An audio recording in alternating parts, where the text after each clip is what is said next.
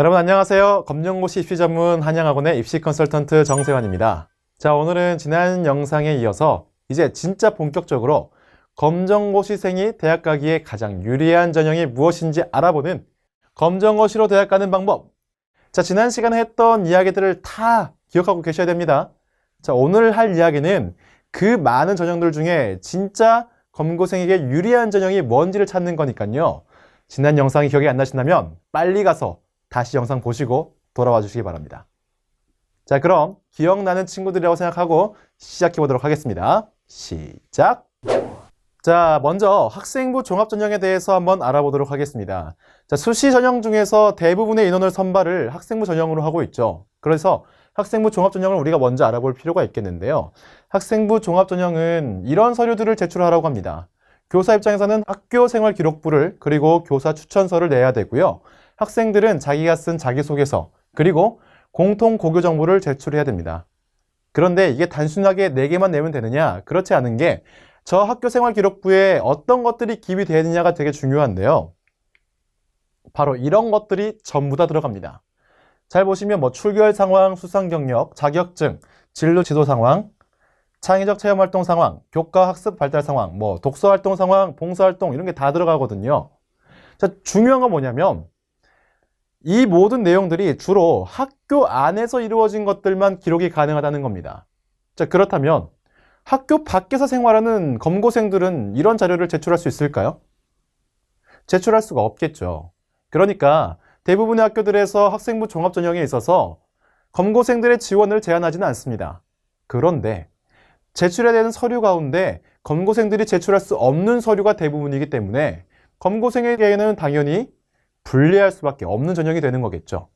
그러니까 학생부 종합전형은 검고생이 지원할 수 없는 전형이다 라고 생각하시면 될 것 같습니다. 이번에는 학생부 교과전형에 대해서 한번 알아보도록 하겠습니다. 자, 학생부 종합전형과는 달리 학생부 교과전형은 무엇만 본다고 했죠? 그렇죠. 바로 성적만 본다라고 얘기를 했습니다. 이 성적이라는 게 무엇입니까?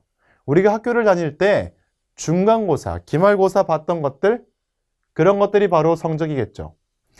검정고시생은 중간고사도 안 보고 기말고사도 안 보는데요? 그럼 학생부 종합처럼 낼 수 있는 서류가 없는 게 아닌가요? 아닙니다. 여기서 중요한 건 검정고시생들은 이 중간고사나 기말고사 성적 대신에 무엇을 제출하게 되느냐? 바로 검정고시 성적을 제출하게 됩니다. 그러면 그걸 어떻게 하느냐? 이 비교 내신을 적용하게 되는데 이 비교 내신이란 말이 생소하잖아요. 자, 그래서 선생님이 예를 한번 들어왔습니다. 자, 지금 보시는 건 명지대학교의 2021년 전형 계획입니다. 자, 여기를 보니까 검정고시 점수가 100점이면은 몇 등급을 준다고 합니까?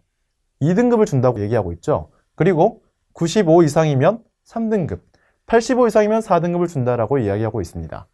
이런 것처럼 내가 받은 검정고시 점수에 따라서 학교별로 맞는 등급을 주겠다라고 얘기하는 게 바로 비교 내신입니다.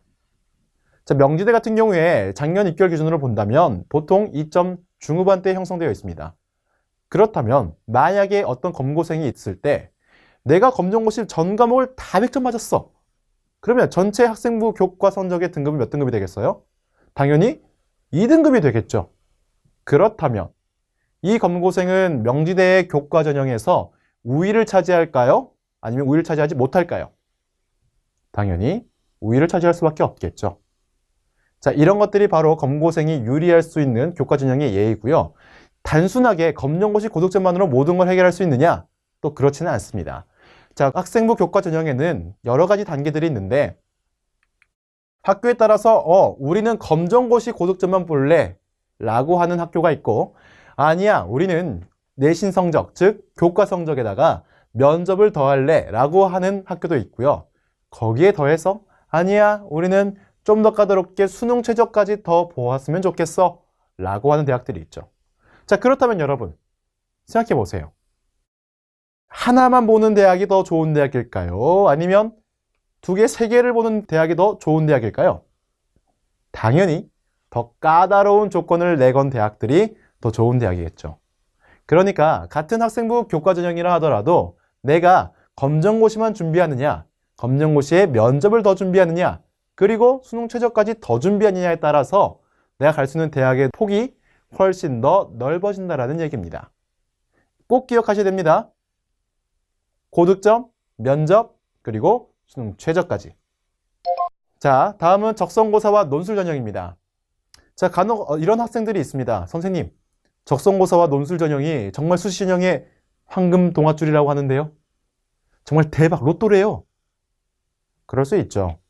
혹자들은 말합니다. 적성고사와 논술고사가 수시 전형에서 최고의 로또일 수 있다고, 최고의 황금 동아줄일 수 있다고.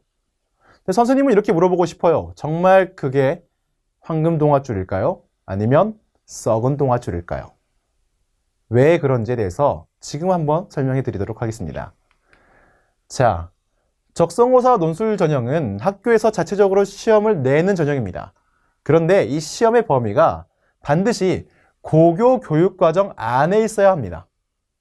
무슨 말이냐? 제가 실제로 문제들을 가져왔으니까 한번 보면서 얘기를 해보도록 할게요. 자, 지금 보시는 것은 적성고사 예시 문제입니다. 어떻습니까? 등비급수가 나오고요. 문제 형식 자체가 우리가 일반적으로 풀었던 수능의 형식과 비슷하지 않나요? 자, 이게 적성고사고요. 이번엔 논술고사를 한번 보도록 할게요. 논술고사를 보니까 여기 보면 고등학교 문학이라 써져 있죠? 여기서 나오는 파수꾼이라는 작품을 인용했고, 아래쪽을 보니까 고등학교 사회문화에서 재구성이라고 하고 있습니다. 즉, 제시문 자체가 고등학교 문학책, 고등학교 사회문화책, 교과서에서 나온다는 얘기예요. 자, 검정고시생들의 시험 범위는 어디까지였어요? 고1까지였어요. 아직 사회문화라든가 문학책을 배워본 적이 없던 학생들이야. 이 학생들이 그렇다면 과연 이런 문제들을 잘 해결할 수 있을까요? 글쎄요. 선생님은 좀 의문이 들거든요. 자, 그렇기 때문에 검정고시생이 제대로 수능 공부를 하지 않았다라고 전제한다면, 고교 교육과정을 전체를 다 공부하지 않았다라고 전제한다면 적성고사와 논술 전형은 절대로 황금 동아줄이 될 수 없습니다. 오히려 괜한 희망만 갖게 되는 썩은 동아줄이 될 수밖에 없다라는 거죠. 이게 적성고사와 논술고사의 맹점입니다. 자, 이번엔 실기전형에 대해서 한번 알아보도록 하겠습니다. 실기전형은 뭐 특별히 이야기할 수 있는 게 없는 게, 여기 보신 대로 음악이나 미술, 체육을 하는 친구들처럼 특정한 학생들에게만 해당하는 경우고요. 만약에 이 학생들의 경우에 검정고시를 본다고 한다면 검정고시 고득점 받아놔야 됩니다. 학생부가 성적에 포함되는 경우에는 아마 검정고시 성적이 비교내신으로 들어갈 것이기 때문이긴 해요. 하지만 기본적으로 실기 점수가 그런 학생부 성적을 뒤집을 수는 없습니다. 그러니까 실기 성적이 훨씬 더 중요하다는 얘기죠. 해당하는 학생들에 대한 특정한 이야기니까요. 간단하게 설명하고 넘어가도록 하겠습니다. 자, 그럼 이제 결론을 한번 이야기해 보도록 합시다. 검고생에게 그렇다면 가장 유리한 전형은 무엇일까요? 그렇죠. 바로 학생부 교과 전형입니다.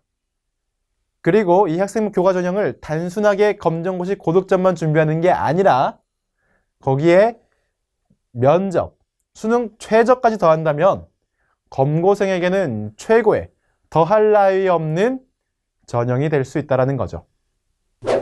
자, 오늘은 검정고시로 대학을 가는 가장 좋은 방법에 대해서 알아봤습니다.